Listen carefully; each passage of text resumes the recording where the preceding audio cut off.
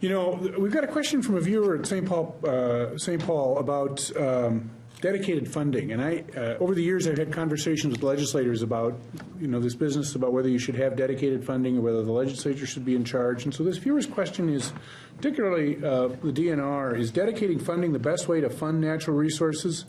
We have lottery money and sales tax money with legacy, and our citizens getting the best bang for their buck. And of course, the advantages are obvious, gives better funding for programs, but it creates other issues because, as we've seen in times of budget cutbacks, some programs are actually flush with resources.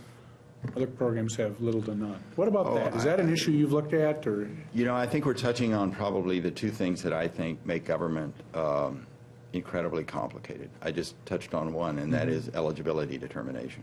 Who's eligible for what? But the other one is this ever-present issue of dedicated funding.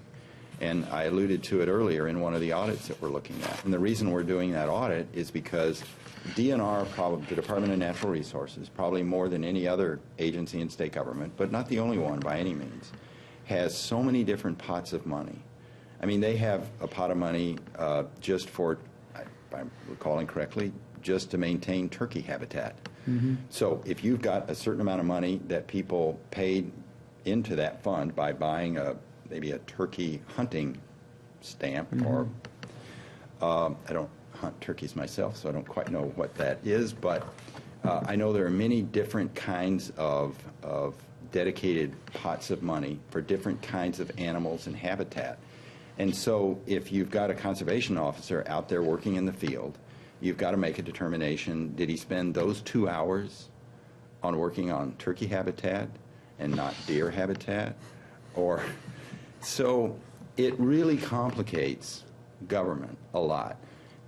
But the people of Minnesota, I think, have decided through their legislators, there's a strong turkey lobby, by the way. But they decided by a constitutional amendment that they wanted more dedicated funds by passing the legacy amendment.